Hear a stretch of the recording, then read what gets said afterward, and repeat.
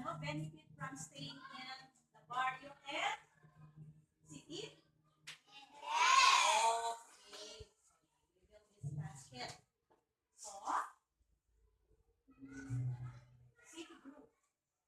Why is it you choose city as the place where you want to stay or live? We choose city because in the city we go to school easily because of the accessibility of transportation. And if there is an emergency, you can bring right the patient to the hospital. Another thing, if you need information, you can use internet. Internet connection is fast. Okay, did you hear what we have said? Yes. What can you say about what we have said? Probably they are correct, but the factories and vehicles produce smoke that make the air polluted, and that is not good for our health. Based from what they have said, children in the barrio can still go to school by means of walking or riding on the available transportation, and regarding of emergency, people can bring the patient to the nearest health center. The beauty in the barrio, you can have a peaceful and simple life. Okay, did you listen again? Yes.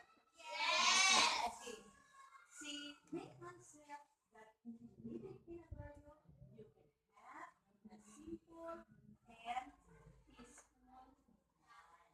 What is your stand to that? Yes, they have a white. They have fresh air and they can live peaceful. But they are far behind in terms of for information about school matters. You can easily browse the internet. Living in the city makes life it's not a big deal. Through internet connections in the barrio, they can still learn many things with regards to the school matters.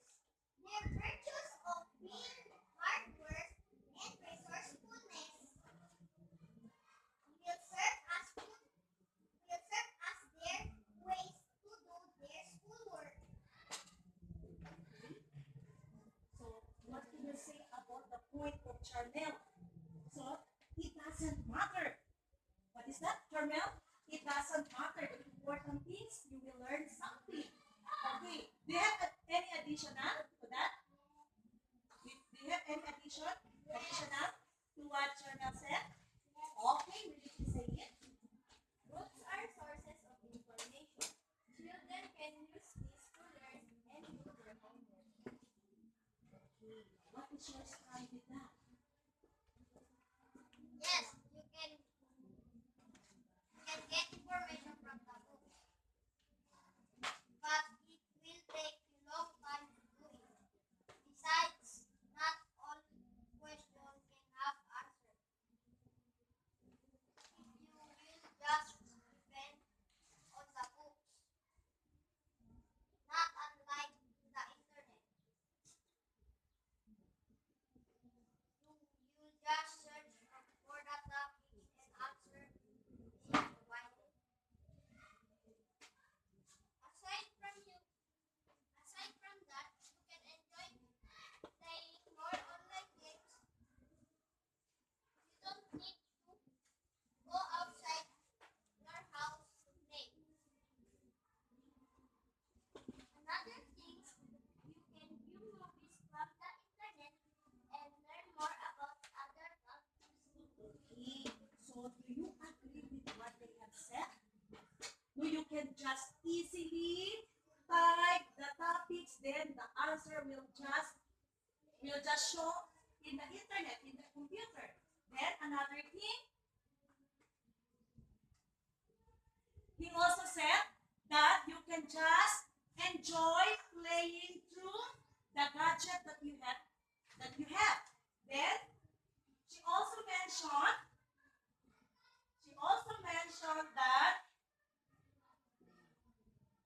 that you can view movies from the internet and learn many other things about other countries. Do you agree on that? What is your point to that? What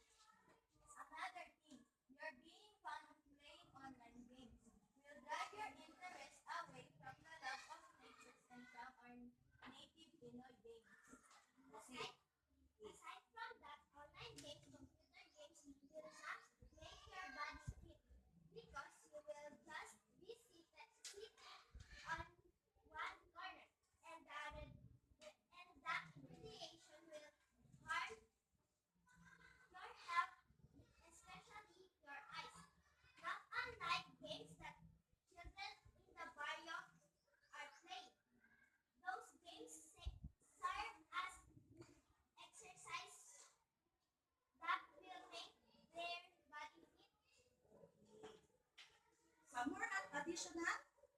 No more? Okay, so I have question. I have a follow-up question. So how are you going to be as far as the children in the city in terms of education? What characteristics should you possess to be as far as children in the city? Anybody? What characteristics should you possess so that you will be as far as the children in the city? You have mentioned a while ago. What characteristic was that? Mentioned by Charnel. Huh? Hard work. You should Hard work. be Hard hard work. working. Aside from that, what else? You should be more resourceful. Not resources, resourceful. Okay. Did you hear what they have said? Huh? Playing video games will harm yourself. Do you agree on that? Do you agree on that? Yes, we can still keep our body fit by having exercise. People in the city go to gym to maintain their body fitness. Okay, to maintain the fitness of their body. To maintain the fitness of their body, children in the people in the city, where do they go? They go to the gym. So what do people in the city need to afford in going to gym? What do they have? What should they have so that they can afford to go to the gym? Huh? Motorcycle. Yeah, aside from motorcycle, vehicle so that they can go. Huh?